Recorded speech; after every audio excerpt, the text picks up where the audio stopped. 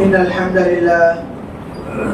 نحمده ونستعينه ونستغفره ونؤمن به ونتوكل عليه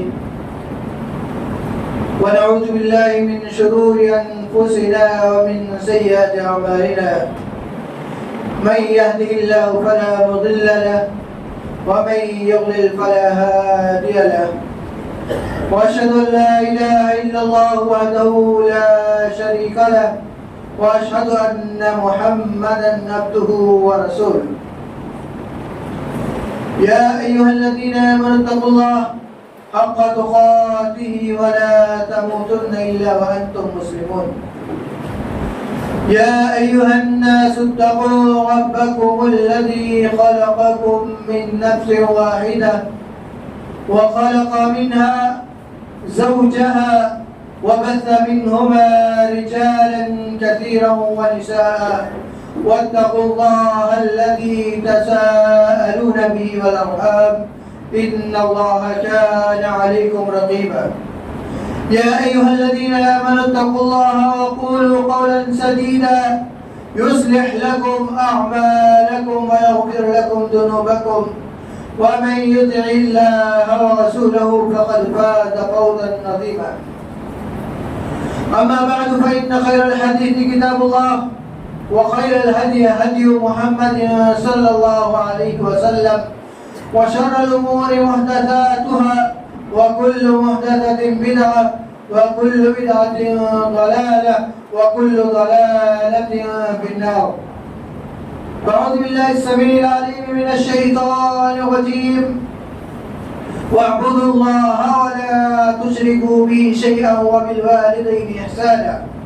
وبذي القربى واليتامى والمساكين والجار ذي القربى والجار الجنب والصاحب بالجنب وابن السبيل وما ملكت أيمانكم رب اشرح لي صدري ويسر لي أمري واحلل عقدة من لساني يفقهوا قولي اللهم انفعني بما علمتني وعلمني ما ينفعني وزدني علما اللهم رب زدني علما اللهم رب زدني علما برادران اسلام حاضرین جمع دین اسلام ایک ایسا مذہب ہے جو پوری کائنات کے اندر اکیلا ایسا مذہب ہے جو سب سے بہترین ہے اور اللہ رب العالمین کا بنایا ہوا ہے. میں نے خطبہ مسنونہ کے بعد ایک آیت کریمہ پڑھی جس کے اندر اللہ رب العالمین نے اس دین اسلام کی اچھائیوں کو بتلایا ہے اور اس شخصوں کے لیے بشارت دی ہے جو اس آیت کریمہ کے اندر بتلایا گیا اگر وہ ویسے ہوئے تو ایسے شخص کے لیے کامیابی ہے. اللہ تعالیٰ فرماتا ہے وَاعْبُدُوا اللَّهَ کہ تم اللہ رب العالمین کی عبادت کرو وَلَا تُشْرِكُوا بِهِ شَيْئًا اور اللہ کے ساتھ کسی دوسرے شخص کو شریک نہ ٹھہراؤ. اس کے بعد اللہ رب العالمین ارشاد فرماتا ہے وَبِالْوَالِدَيْنِ إِحْسَانًا کہ تم والدین کے ساتھ حسن سلوک کرو اچھا معاملہ پیش کرو. یہیں تک بس نہیں بلکہ نبی اکرم صلی اللہ علیہ وسلم کے زبانی یہ کہلوا دیا کہ رضا اللہ فی رضا الوالدین و سخط اللہ فی سخط الوالدین. صحیح حدیث ہے فرمایا اللہ کے رسول صلی اللہ علیہ وسلم نے کہ والدین کی رضامندی میں اللہ رب العالمین کی رضامندی ہے اور والدین کی ناراضگی میں اللہ رب العالمین کی ناراضگی ہے. حقوق الوالدین کے اوپر بہت سی باتیں ہو سکتی ہیں لیکن میں اختصار کے طور پر آگے بڑھتا ہوں. اس کے بعد اللہ رب العالمین نے فرمایا وَبِذِي الْقُرْبَى کہ قرابت داروں کے ساتھ حسن سلوک کرو ان کے ساتھ صلہ رحمی کرو. اللہ کے رسول صلی اللہ علیہ وسلم نے فرمایا کہ لا تدخل الجنت قاطع الرحم کہ رشتے ناطے کاٹنے والا جنت کے اندر داخل نہیں ہو سکتا. اور ایک دوسری حدیث کے اندر اللہ کے رسول صلی اللہ علیہ وسلم نے فرمایا کہ اللہ تعالیٰ فرماتا ہے کہ رحمان جو ہے، رحیم جو ہے وہ رحمان سے نکلا ہوا ہے کہ جو رشتوں ناطوں کو جوڑے گا وہ مجھ سے جوڑے گا، یعنی اللہ رب العالمین سے وہ رشتے ناطے جوڑے گا۔ لیکن جو رشتے ناطے کو توڑتا ہے، قرابت داریوں کو توڑتا ہے، اس قرابت داری کو توڑنے کی وجہ سے وہ اللہ رب العالمین سے اپنے آپ کی قرابت داری کو توڑتا ہے۔ اور بہت سے احادیث قرابت داری کے اندر آتی ہے، اس کے فضائل کے اندر وارد احادیث اور قرآن بھرا پڑا ہوا ہے، جس کو سنا جائے تو ایک خطبہ نہیں بلکہ کئی خطبے کے اندر اس کو بیان کیا جا سکتا ہے۔ وَبِذِي الْقُرْبَى وَالْيَتَامَى، اس کے بعد اللہ رب العالمین نے قرآن کریم کی آیت کے اندر جو ذکر کیا وہ یتیموں کا ذکر کیا کہ یتیموں کے ساتھ حسن سلوک کرو، یتیموں کے ساتھ حسن سلوک کرو۔ اس کے اللہ کے رسول صلی اللہ علیہ وسلم نے یتیموں کے بارے میں فرمایا کہ انا وکافل الیتیم کہاتین فی الجنہ، کہ میں اور یتیم کی کفالت کرنے والے یعنی یتیم بچوں کی دیکھ ریکھ کرنے والے، ان کی ذمہ داری اٹھانے والے قیامت کے دن جنت کے اندر میں اور وہ کفالت کرنے والے اس طرح ہوں گے جس طریقے سے یہ دو انگلیاں ہیں، یعنی شہادت کی انگلی اور یہ بیچ والی انگلی الگ نہیں ہو سکتی، ساتھ میں رہنے ہیں۔ اسی طریقے سے جو یتیم کی کفالت کرنے والے ہیں، ایمان کی حالت میں رہ کر کے یتیموں کی کفالت کریں گے، وہ اللہ کے رسول صلی اللہ علیہ وسلم کے اس طریقے سے ساتھ میں ہوں گے۔ لہذا اس حدیث سے معلوم ہوا کہ قیامت کے دن اللہ کے رسول کے ساتھ ہونا ہے تو ہمیں یتیموں کا خیال رکھنا ہوگا، محتاجوں کا خیال رکھنا ہوگا، جو یتیم ہے ان کا خیال رکھنا ہوگا اور ان کی کفالت کرنا ہوگا۔ اگر کوئی یتیم بچہ پڑھنا چاہے تو اس کو پڑھانا ہوگا، اور اگر کوئی یتیم بچہ گھر کے اندر بھی ہے وہ لاچار ہے تو کسی بھی طریقے سے ان کی مدد کرنی ہوگی۔ اس کے بعد اللہ کے رسول اللہ رب العالمین نے والمساکین کا لفظ استعمال کیا ہے اس آیت کریمہ کے اندر کہ مسکینوں کے اوپر خرچ کرنے والے ہیں، جو مسکینوں کے ساتھ خیر خواہی کرنے والے ہیں وہ کامیاب ہونے والے ہیں۔ مسکینوں کے متعلق قرآن کریم کے اندر اللہ تعالیٰ فرماتا ہے جنتی لوگ جہنمیوں کے سے سوال کریں گے۔ سورہ مدثر کا اس کے اندر اس کا ذکر ہوا ہے، اس کا ذکر یوں ہوا ہے کہ کہ تمہیں کس چیز نے جہنم کے اندر ڈلوا دیا، تو وہ کہیں گے یعنی جہنم کہیں گے قالوا لم نک من المصلین ولم نک نطعم المسکین وكنا نخوض مع الخائضین، کہ ہم نماز پڑھنے والوں میں سے نہیں تھے، ہم نماز نہیں پڑھتے تھے، نماز کے اندر کوتاہی کرتے تھے۔ اور دوسری وجہ جہنم میں جانے کی یہ بتلائی گئی کہ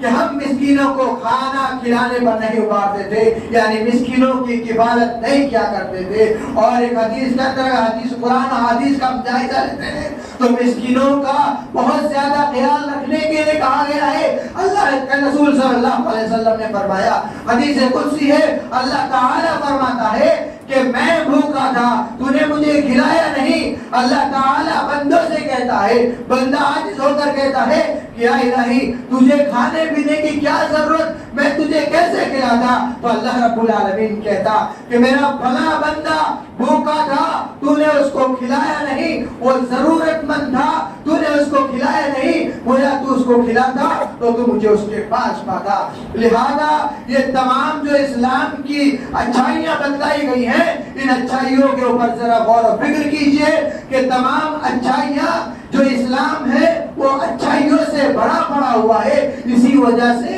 کیونکہ اس کو اللہ رب العالمین نے بنایا ہے، اس خالق کائنات نے بنایا ہے جس کے اندر کوئی کمی نہیں ہے، اس اکیلے خالق کائنات نے بنایا ہے جس کا کوئی ناظانی نہیں ہے، کفوا احد، جس کی کسی کی مدد کی ضرورت نہیں ہے۔ وہ پوری کائنات کو بنانے والا ہے، ہر فرد کو بنانے والا ہے، ہر فرد میں ہر درند چرند اور ایک چھوٹی چھوٹی جانوروں کو بھی بنانے والا ہے، چھوٹے موٹے کیڑوں کو بھی بنانے والا ہے، درختوں تمام چیزوں کو بنانے والا وہ اللہ رب العالمین ہے۔ وہ ان چیزوں کا ذکر اس دین کو بھی اسی نے بنایا ہے، تبھی جا کر کے یہ دین سب سے محبوب ترین دین ہے۔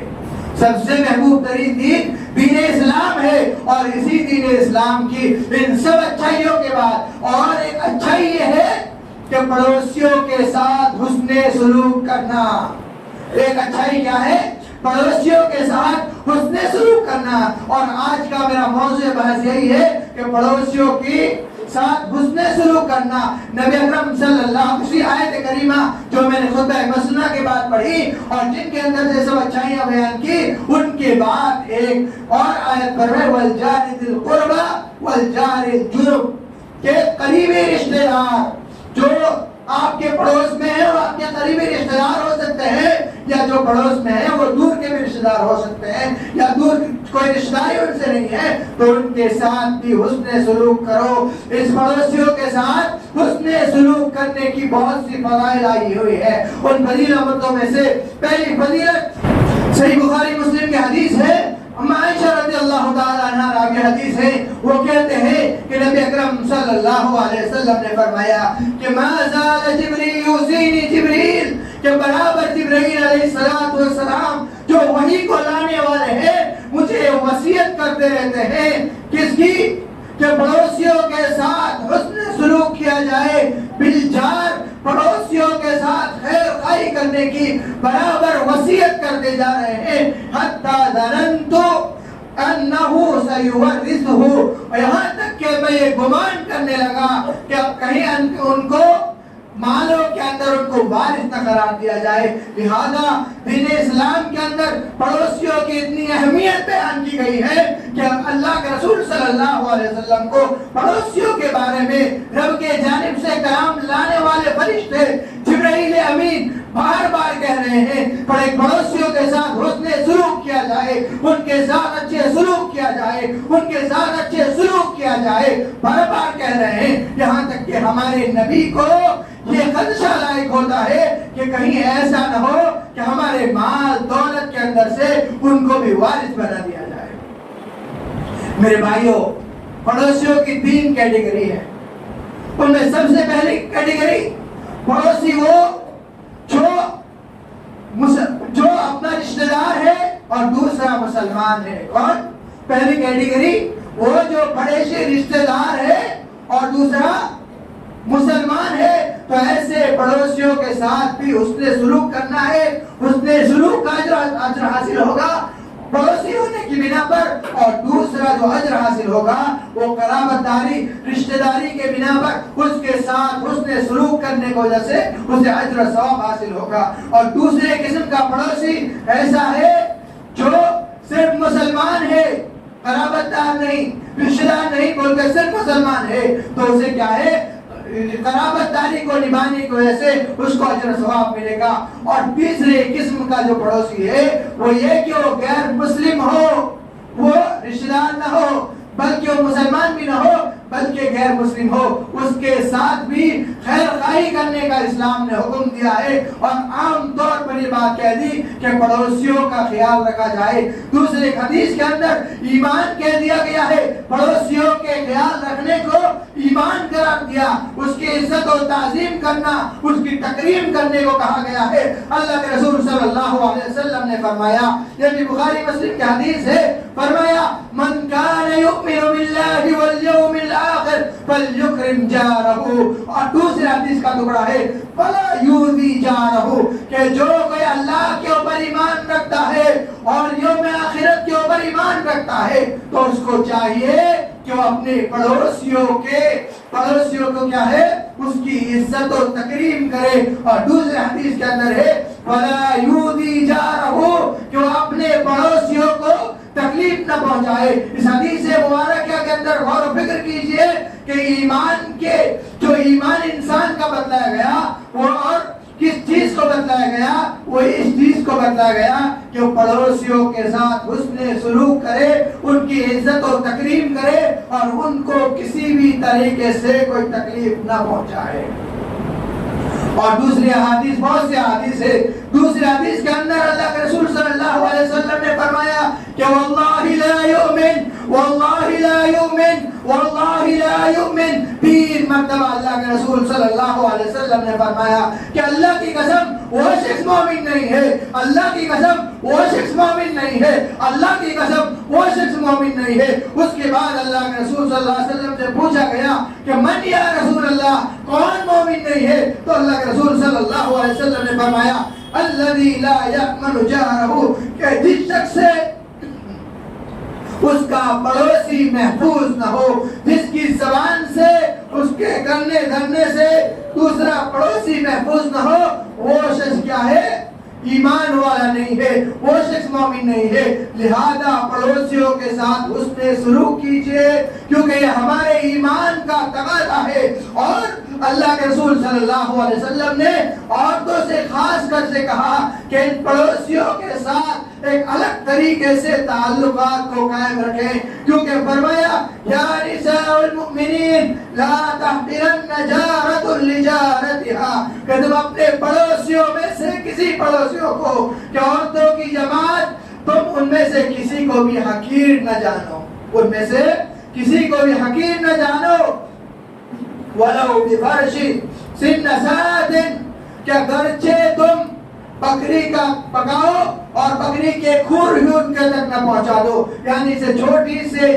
چیز پڑوسیوں تک نہ پہنچاؤ۔ مسلمانوں ذرا اپنا جائزہ لیجئے کہ ہمارے پڑوسی پریشان حال ہے، بھوکے پیاسے ہیں، ہمارا دل کتنا تڑپتا ہے، ان کے گھر ہم کتنا بیچتے ہیں، ہمارے گھر کوئی اچھا کھانا پکتا ہے تو کیا ہم اپنے پڑوسیوں کے وہاں بیچتے ہیں یا نہیں بیچتے ہیں؟ آج ہمارا برا حال ہے، آج ہم پڑوسیوں سے چھپ چھپا کر سب چیز لے جاتے ہیں، گویا ہم یہ گمان کرنے لگے ہیں کہ پڑوسی ہمارے اوپر نظر لگا دیں گے، ہمارے کھانے کے بارے میں ان کی نظر لگ جائے گی۔ پہلے کا زمانہ تھا، لوگ اپنے گھروں کی چابیوں کو بھی پڑوسیوں کو دیا کرتے تھے، ان کا آنا جانا گھر کے اندر بالکل عام تھا۔ کیا ہے آنا جانا؟ بالکل عام تھا۔ میرے بھائیوں، اور ایک بات اس جو پہلے بیان کی گئی، ایمان کا حصہ جسے بتایا گیا وہ یہ تھا کہ پڑوسیوں کے ساتھ حسن سلوک کرنا یہ ایمان کا حصہ ہے۔ اس لہذا ان کی تعظیم کرنا،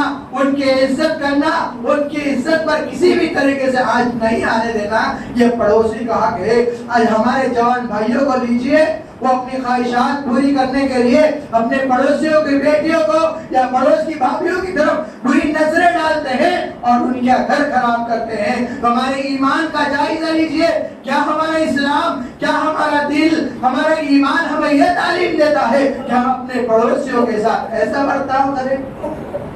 جو عزت و تحفظ اپنی سگی بہنوں کو ہم حاصل کرتے ہیں، وہی عزت و تحفظ ہمارے پڑوس کی بیٹیوں کو، پڑوس کے بھائیوں کی بیویوں کو حاصل ہونی چاہیے۔ یہ دین اسلام کی دعوت ہے۔ میرے بھائیوں، اگر ہم پڑوس کے اندر ان کی عزت و تقریب نہیں کرتے ہیں، ان کی شان کے اوپر آنچ لاتے ہیں، بری نظروں سے ان کے گھروں کے اندر جھانکتے ہیں، تو میرے بھائیوں ہمارا ایمان کامل نہیں ہے۔ ہمیں اپنے ایمان کے بارے میں غور و فکر کرنا چاہیے، کیونکہ ایک دن موت آنی ہے اور اللہ رب العالمین کے سامنے کھڑے ہونا ہے۔ وہاں ہر شخص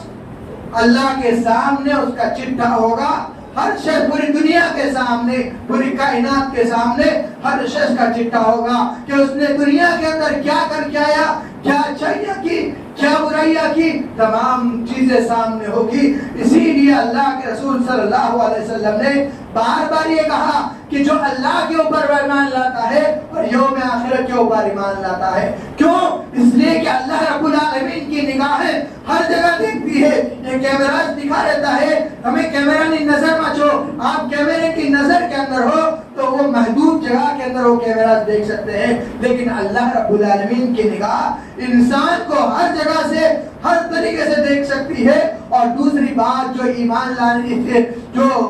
خاص طور پر کہی گئی کہ جو ایمان والے تم نہیں ہو سکتے، وہ اس لیے وہ یہ کہی گئی کہ یوم آخرت کے اوپر ایمان کے بارے میں، اس لیے کہ آخرت کے دن سب سے پہلا جو ہوگا تمام لوگ ایک میدان کے اندر وہاں جمع ہوں گے اور وہاں اپنے نامہ اعمال کا حساب دیں گے، اپنے کیے ہوئے عمل کا حساب دیں گے۔ تو لہذا اس دن سے اللہ ڈرا رہا ہے کہ اس دن کوئی بھی بچ کے نہیں جا سکے گا، چاہے وہ کتنا بھی امیر ہو، چاہے وہ کسی بھی دنیا کے منصب کے اوپر ہو، تمام سب سے اوپر ہو۔ میرے بھائیوں، انبیاء کرام کے وہاں برے حال ہوں گے، لوگ جائیں گے ان سے سفارش کروانے کے لیے، وہ اپنے ایک ایک گناہ کی وجہ سے پچھتا رہے ہوں گے اور کہہ رہے ہوں گے کہ میں اپنے رب کو کیا منہ دکھاؤں گا، کس منہ سے اللہ کے سامنے جا کر کے معافی طلبی کراؤں گا۔ لہذا وہ بھی دور ہٹ جائیں گے۔ تو ہم تو انسان ہیں، اگر ہم گناہ کرتے ہیں تو اس لیے ہمیں کہا گیا کہ اللہ اور یوم آخرت کے اوپر ایمان لاؤ، کیونکہ اللہ کا ڈر اور آخرت کے اندر رب کے سامنے حاضری ہونا، یہ اس بات کے لیے یہ ہمیں یاد دلاتا ہے کہ ہمیں اس سے وہاں کا ہے، اس چیز کا حساب دینا ہے۔ آج کا کیا ہوئے کام کل جا کر کے ہمیں اس کا حساب دینا ہے۔ میں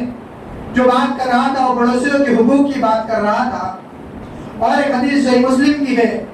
جسے حضرت ابو ذر رضی اللہ تعالی عنہ راوی حدیث ہے، جن سے اللہ کے رسول صلی اللہ علیہ وسلم نے فرمایا یا ابا ذر اذا طبخت مرقدا فاكثر ماءها، کہ جب تم شوربہ پکاؤ، ابا ذر، اے ابو ذر، اگر تم شوربہ پکاؤ، گوشت پکاؤ، کھانا پکاؤ تو اس کے اندر پانی زیادہ کر دیا کرو، وَتَعَاهَدْ جَيْرَانُ، اور تم اپنے پڑوسیوں کو کیا ہے اس کا ہدیہ کیا کرو۔ لہذا ہدیہ دینا کیا ہے، یہ انسان کی محبت کو بڑھاتا ہے۔ تحابو تحادو، کہ حدیث کے اندر آتا ہے کہ تم ہدیہ دو تمہاری محبت بڑھے گی۔ لہذا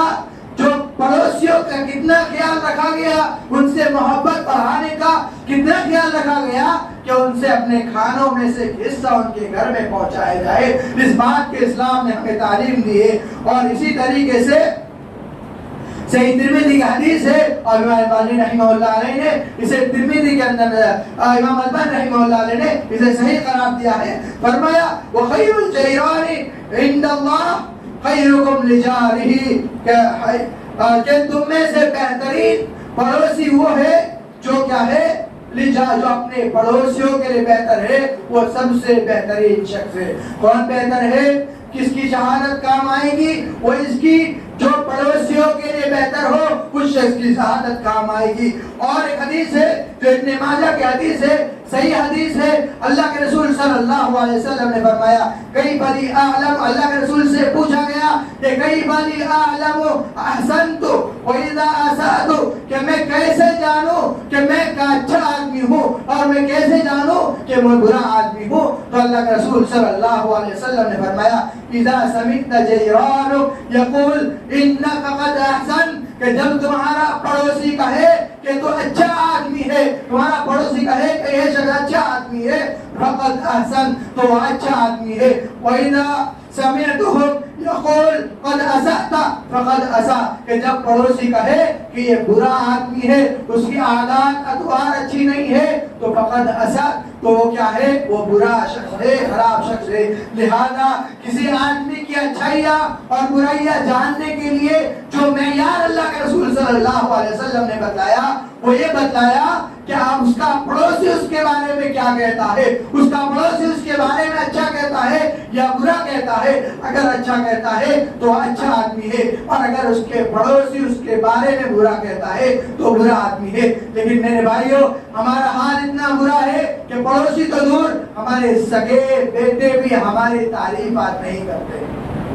ہمارے اپنے بیٹے بھی ہماری تعریف نہیں کرتے، کیونکہ باپوں کے اندر بیٹوں کو اتنی ساری کمیاں دکھتی ہیں کہ سب سے بدترین شخص اس کا باپ ہی ہو جاتا ہے۔ ایسا کیوں ہوتا ہے؟ ایسا اس لیے ہوتا ہے کہ اسے پیمانے پر نہیں اتارا گیا کہ دین اسلام کے اندر باپ کی کیا اہمیت ہے۔ دین اسلام نے جو تربیت اولاد کے لیے بنائی ہے، تربیت کے جو قواعد مقرر کیے ہیں، ان قواعد کے اوپر اپنے اولاد کو نہیں اتارا گیا۔ اس کی وجہ سے یہ حال ہوا ہے کہ آج کی اولاد والدین کو سب سے نکما سمجھتی ہے، گرچہ اس کے لیے کچھ بھی کر لیا جائے، پہنچے جائے کہ پڑوسی تو بہت دور کی بات ہے کہ وہ اس کو اچھا کہے، لیکن آج کے اولاد بھی اپنے باپ کو اچھا کہنے کے لیے تیار نہیں ہے۔ لہذا ہمیں اپنا جائزہ لینا چاہیے کہ آخر کیا وجہ ہو گئی کہ ہمارے پڑوسی ہمارے اپنی اولاد بھی کیا ہے ہم سے اتنی نفرت کرنے لگی ہے. اور ایک حدیث کے اندر جس کے اندر اللہ کے رسول صلی اللہ علیہ وسلم سے پوچھا گیا, صحیح احمد مسند احمد کے اور بزار کی حدیث ہے, صحیح حدیث ہے جسے صحیح ترغیب کے اندر نقل کی گئی ہے, اور اس کے اندر اللہ کے رسول صلی اللہ علیہ وسلم سے پوچھا گیا یا رسول اللہ فلانۃ تصوم النہار وتقوم اللیل وتؤذی جارہ, کہ ایک عورت ہے جو روزے رکھتی ہے, دنوں کے اندر روزے رکھتی ہے اور راتوں کے اندر کیا ہے, راتوں کے اندر وہ اللہ کی عبادت کرتی ہے اور اپنے پڑوسیوں کو تکلیف پہنچاتی ہے, چاہے وہ تکلیف زبان کے ذریعے سے ہو, ہاتھ کے ذریعے سے ہو, پیر کے ذریعے سے ہو, کسی بھی طریقے سے ہو. اللہ کے رسول صلی اللہ علیہ وسلم نے ایسے پڑوسیوں کے بارے میں فرمایا یا فی النار, کہ ایسے پڑوسی جہنم میں اندر ہوں گے. ذرا غور کیجئے اس عورت کی عبادات کیا تھی. آج ہماری لمبی لمبی چوڑیاں عبادات ہیں, اور اس حدیث کے اندر جن عبادتوں کا ذکر کیا گیا وہ عبادت کے بارے میں ذرا غور و فکر کیجئے. حدیث کے اندر آتا ہے کہ جو تم راتوں کو اٹھ کر نماز پڑھو, راتوں کو اٹھ کر کے نماز پڑھنے والے کو کیا ہے, کامیاب قرار دیا گیا ہے.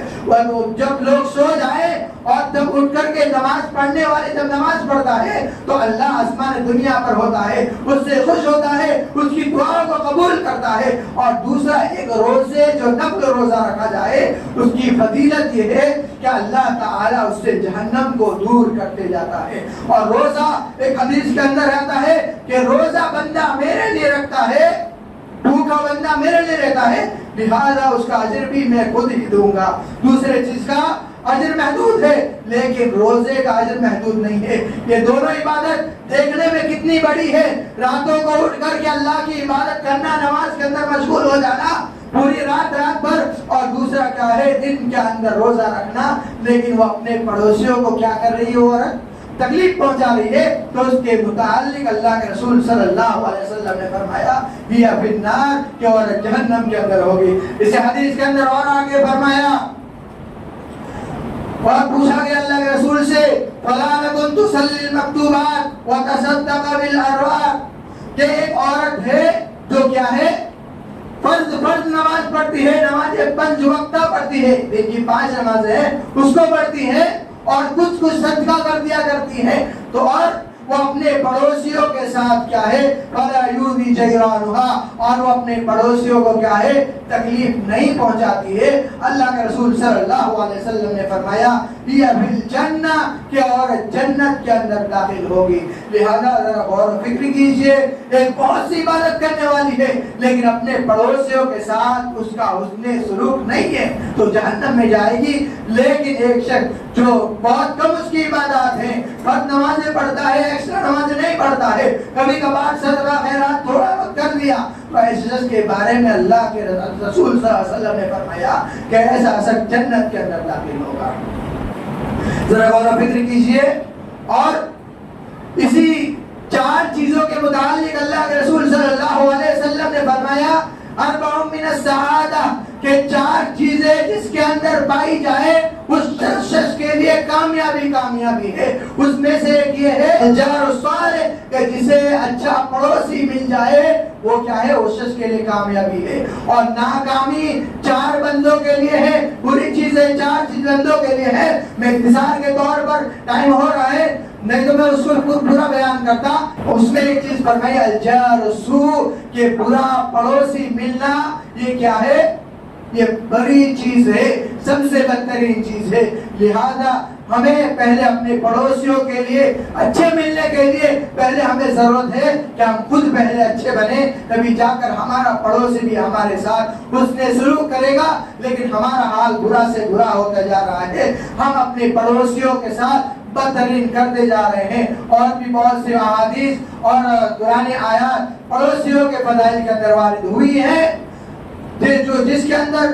بہت سی فضائل بیان کی گئی ہے. اللہ اور جو میں نے آپ کے سامنے اختصار سے بیان کیا اس کا خلاصہ یہ ہے کہ پڑوسیوں کے ساتھ حسن سلوک کرنا, ان کی عزت و تکریم کرنا، ان کی بے عزتی کرنا، ان کی گھر کی ماں بیٹیوں کو دیکھنا، چاہے بری نظر سے ان کی گھر کی ماں بیٹیوں کو دیکھنا، یہ حرام چیز ہے، کیونکہ یہ چیز ان کی عزت و تکریم کے خلاف آتا ہے۔ جو ایسا کرے گا وہ ایمان سے خارج ہو جائے گا۔ لہذا اسپیشل طور پر اللہ رب العالمین بندوں کو یہ کہتا ہے کہ اپنے پڑوسیوں کی جو ہے ان کے ساتھ خیر خواہی کرے، ان کے ساتھ ہدیہ دیا کرے ان کو، اور ان کے گھر کے اندر اپنے گھروں سے کھانا بھیجا کرے، تاکہ ایک دوسرے پڑوسی کے اندر محبت قائم رہے۔ کیونکہ انسان جب باہر رہتا ہے، کہیں پہ بھی رہتا ہے، سب سے پہلے جو دوڑ کے آتا ہے، تکلیف میں انسان پڑتا ہے تو پڑوسی آتا ہے۔ تو لہذا اسلام نے پڑوسیوں کی کافی اہمیت بتائی ہے۔ تمام احباب سے یہ گزارش ہے کہ اللہ رب العالمین سے اس بات کی توفیق مانگے کہ وہ پڑوسیوں کے ساتھ حسن سلوک کرے، حسن سلوک کرنے کی اللہ رب العالمین سے توفیق مانگے۔ اللہ رب العالمین تو ہمیں کتاب و سنت کے بتلائے ہوئے تمام احکامات کو جاننے کی توفیق عطا فرما، اور دین اسلام کی اچھائیوں کو سمجھنے کی توفیق عطا فرما، اور ہمارے ایمان کو مضبوط سے مضبوط تر بنا دے۔ آمین۔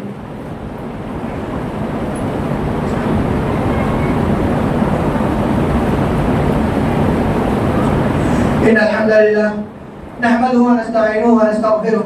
ونؤمن به ونتوكل عليه ونعوذ بالله من شرور أنفسنا ومن سيئات أعمالنا من يهده الله فلا مضل له ومن يضلل فلا هادي له وأشهد أن لا إله إلا الله وحده لا شريك له وأشهد أن محمدا عبده ورسوله أما بعد إن الله ملائكته يصلون على النبي يا أيها الذين آمنوا صلوا عليه وسلموا تسليما اللهم صل على محمد وعلى آل محمد كما صليت على إبراهيم وعلى آل إبراهيم إنك حميد مجيد اللهم بارك على محمد وعلى آل محمد كما باركت على إبراهيم وعلى آل إبراهيم إنك حميد مجيد عباد الله رحمني ورحمكم الله إن الله يأمر بالعدل والإحسان وإيتاء ذي القربى وينهى عن الفحشاء والمنكر والبغي يعظكم لعلكم تذكرون اذكروا الله يذكركم وادعوه يستجب لكم ولذكر الله تعالى أكبر والله يعلم ما تصنعون أقيموا الصلاة